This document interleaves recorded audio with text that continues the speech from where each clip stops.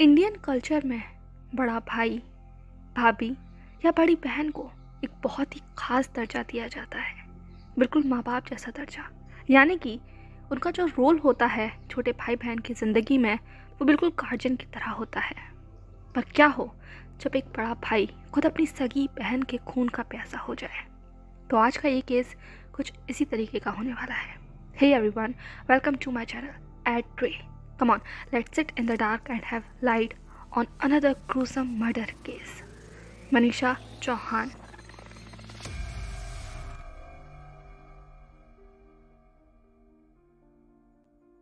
तो 2 नवंबर 2023 को बागपत के सिसाना गांव में सुबह सुबह शमशान घाट के तरफ जंगल जैसे एरिया में कूड़े के ढेर के पास एक संदिग्ध सूटकेस नजर आता है। वो सूटकेस जल रहा था। उसमें सुलगती हुई आग को आसपास के लोगों ने जब महसूस किया तो वहाँ जो आती हुई बदबू थी वो लोगों का ध्यान खींचने के लिए और शक पैदा करने के लिए काफ़ी थी।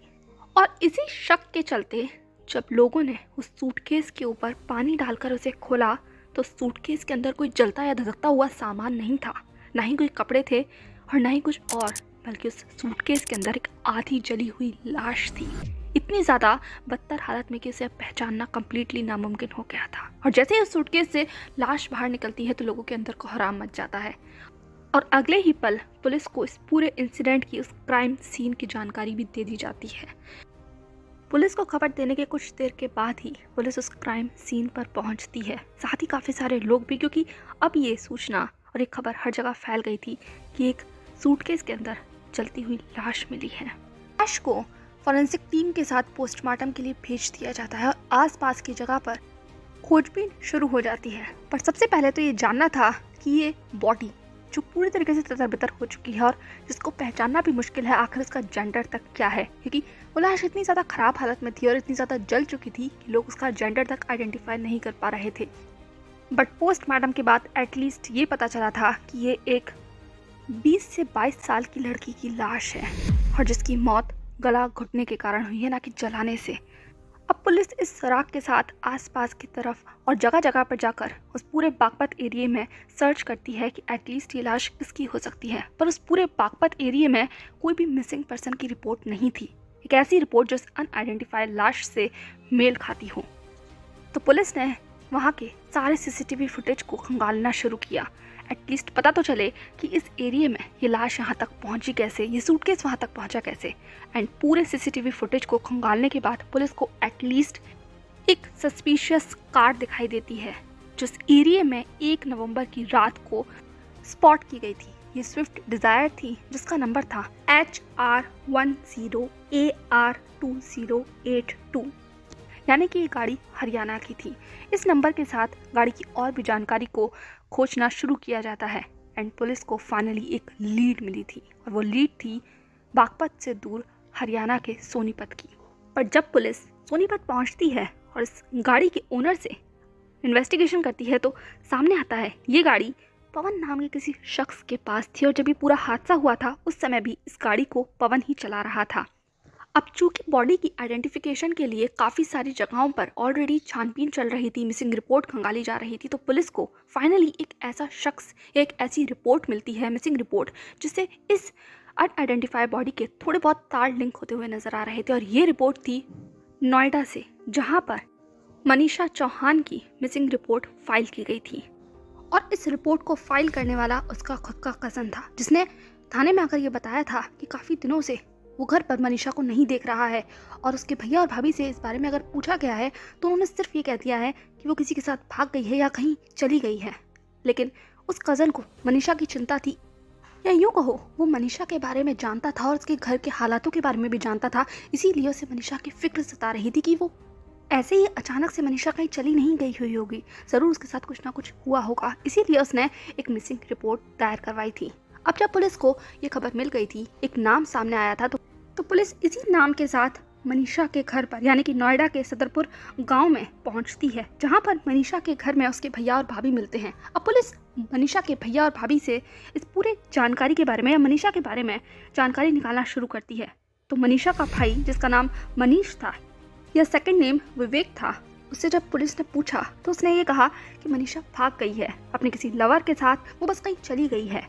और मनीषा की भाभी शिखा का भी कुछ ऐसा ही कहना था, पर पुलिस को उन दोनों का ये बयान कुछ ठीक नहीं लग रहा था। और मनीषा के जो बाकी जानने पहचानने वाले थे, यानी कि उसके ऑफिस के कलीग्स के लोग और उसके बाकी रिश्तेदार, उन लोगों ने भी जब मनीषा के बारे में बताया कि वो ऐसे कहीं नहीं जा सकती है और मनीषा की फैमिली कंडीशन क्या थी, यानी कि मनीषा के घर में जो वाद विवाद चल रहा था प्रॉपर्टी को लेकर, वो सब कुछ पुलिस को बताया गया। तो पुलिस के सामने अब एक पिक्चर थी या फिर एक मोटिव था जिसके तहत मनीषा का खून किया जा सकता था। अब इसी मुद्दे को नज़र रखते हुए पुलिस ने मनीष और उसकी पत्नी शिखा दोनों को कस्टडी में लिया और उससे इन्वेस्टिगेशन करनी शुरू की। शुरुआत में तो दोनों अपने ही बयान पर टिके हुए थे, यानी कि पहला बयान कि वो नहीं जानते कि मनीषा कहाँ है और दूसरा वो ज़रूर अपने आशिक के साथ भाग गई होगी। पर जब पुलिस की इन्वेस्टिगेशन टाइट हुई, प्रेशर बनाया गया, दबाव बनाया गया, तो at last they break and confess what they did. Manish ने बताया कि उसकी और मनीषा की एक जॉइंट प्रॉपर्टी थी जिसकी कीमत लगभग 5 से 4 करोड़ के बीच में थी, जो कि उसके पिता उन दोनों के नाम पर कर गए थे। लेकिन मनीष को वो पूरी प्रॉपर्टी चाहिए थी और मनीषा उसे देने के लिए मना कर रही थी। साथ ही शिखा, उसके पास जो मोटिव था मनीषा को मारने का, वो था उसका लवर, यानी कि शिखा का अपने लवर के साथ एक अफेयर चल रहा था, वो भी मैरिज में होते हुए। एक एक्स्ट्रा मैरिटल अफेयर था और इसके बारे में मनीषा को पता था। मनीषा उन दोनों की उस डर्टी सीक्रेट को जब जान गई थी तो शिखा को कहीं ना कहीं डर लगने लग गया था, या ये कहो मनीषा उसको अपनी आँख में खटकने लग गई थी। तो मनीषा को उस रास्ते से हटाने के लिए शिखा के पास भी एक मोटिव था।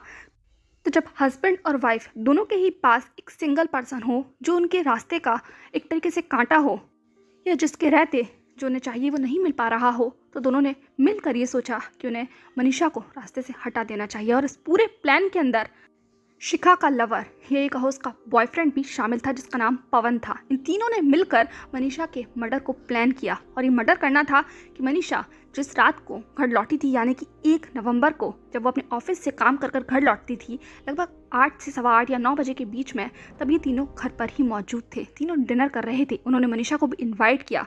मनीषा बैठना तो नहीं चाहती थी, पर उनके प्रेशर में आकर उसे वहाँ बैठना पड़ा और वो खाना खाना पड़ा। जब मनीषा ने वो खाना खाया तो कुछ समय बाद ही वो बेहोश हो गई, क्योंकि इन तीनों ने मिलकर उस खाने में बेहोशी की दवा मिला दी थी ताकि आगे का काम करना आसान हो। जब मनीषा बेहोश हो जाती है तो ये तीनों मिलकर मनीषा का गला घोंट देते हैं, वो भी उसी के खुद के स्कार्फ से जो उसने पहना हुआ था। एट लास्ट जब मनीषा का गला घोंट दिया गया और वो अब इस दुनिया में नहीं रही थी, तो अब बारी थी उस बॉडी को ठिकाने लगाने की। और उस बॉडी को ठिकाने लगाने के लिए इन लोगों ने एक और सुपीरियर प्लान सोच रखा था, और वो था एक सूटकेस के अंदर उसकी बॉडी को बंद कर एक ऐसी जगह पर डंप करना जहाँ पर अगर ये बॉडी मिल भी जाए तो इसकी शिनाख्त ना हो पाए। और वो जगह थी नोएडा से दूर बागपत सिसाना के गांव में, जिस सिसाना में कहीं ना कहीं पवन का कनेक्शन था, क्योंकि ये पवन सिसाना में ही रहता था।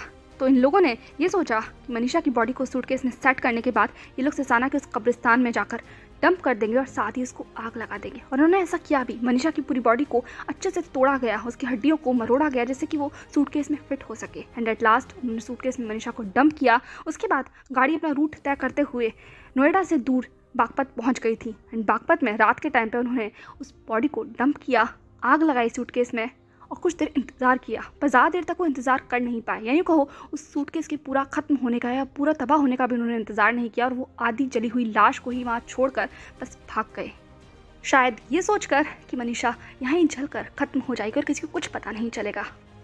पर ऐसा कुछ भी नहीं हुआ।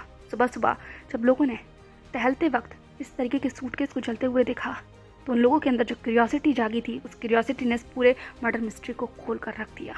और सामने आया एक और सच, एक ऐसा सच जिसने फिर से एक रिश्ते को शर्मसार किया, और वो भी भाई बहन के रिश्ते को।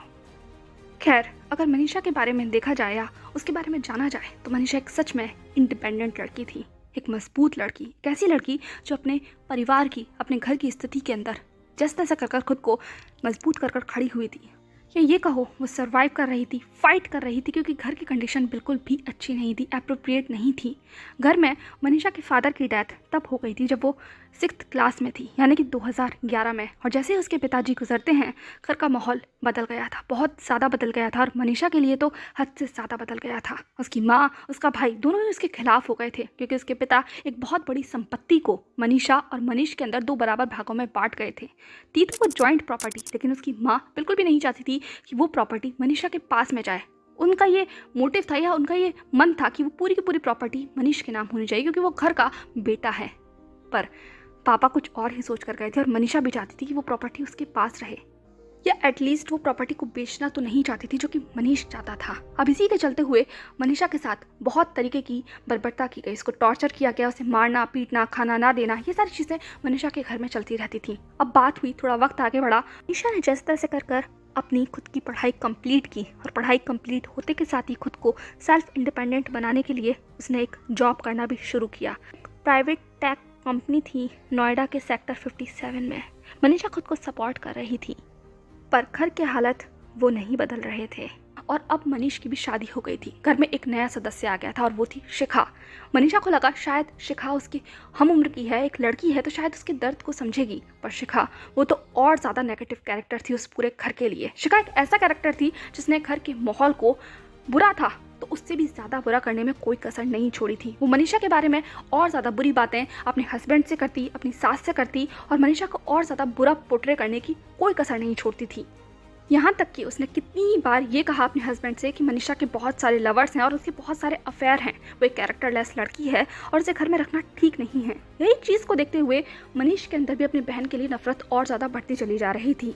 अब वक्त जैसे जैसे गुजर रहा था मनीषा को अपनी भाभी का एक और सीक्रेट पता चल गया था और वो था एक दिन जब मनीषा अपने वर्क से घर पर लौटती है तो वो शिखा को एक अननोन पर्सन के साथ एक इनएप्रोप्रिएट कंडीशन में देख लेती है और वो कंडीशन देखकर कोई भी समझ सकता था कि शिखा और उस लड़के का या उस आदमी का क्या संबंध है उन दोनों के बीच में। और जब ये चीज़ मनीषा को पता चलती है तो मनीषा अपने भाई से इस बारे में कंप्लेन करती है या उसे बताती है, पर उसे मनीषा पर कोई यकीन नहीं था और ऊपर से शिखा ने इस पूरे किस्से को कम्प्लीटली चेंज कर दिया और शिखा ने ये कहा कि मनीषा जानबूझकर उस लड़के के साथ फ्लर्ट कर रही थी और ये सब कुछ जो किया है ना वो मनीषा ने किया है, ना कि शिखा ने, और मनीषा उसके ऊपर इल्ज़ाम लगा रही है। तो पूरी कहानी को इस तरीके से सुनाया गया कि यहाँ पर जो दोषी थी वो सिर्फ मनीषा नजर आ रही थी और मनीष के अंदर गुस्सा और नफरत इतनी ज़्यादा बढ़ चुकी थी कि अब उसने सोच लिया था कि मनीषा को इस पूरे रास्ते से हटाना ही है और इस चीज़ के अंदर शिखा भी शामिल हो गई और यहाँ तक कि उसने अपने लवर को भी शामिल कर लिया इस पूरे प्लान में, ये कहकर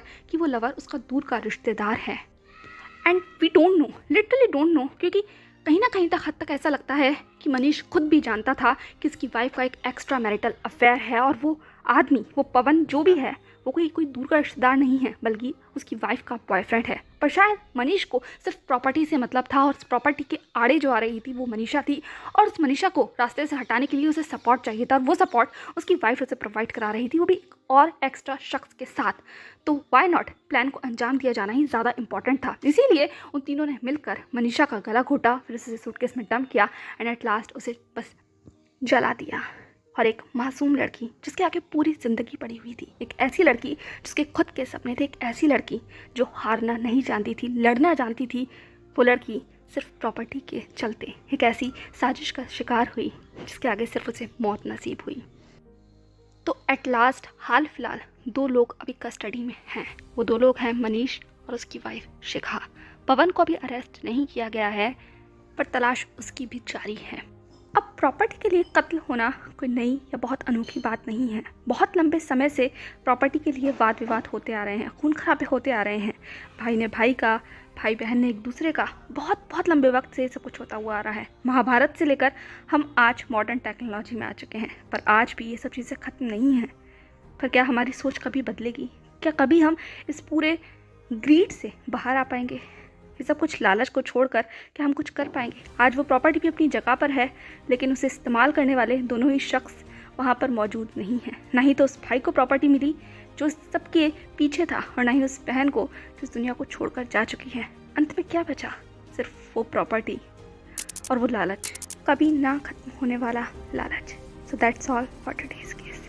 मिलते हैं फिर किसी और केस के साथ। तब तक के लिए अपना ख्याल रखिए। मिलते हैं फिर किसी और केस के साथ। Till then, happy Diwali. अपना ख्याल रखिए, अपनी फैमिली का ख्याल रखिए एंड या इस टाइप का कंटेंट पसंद हो तो प्लीज़ वीडियो को लाइक करके चैनल को सब्सक्राइब कर देना। तब तक के लिए बाय।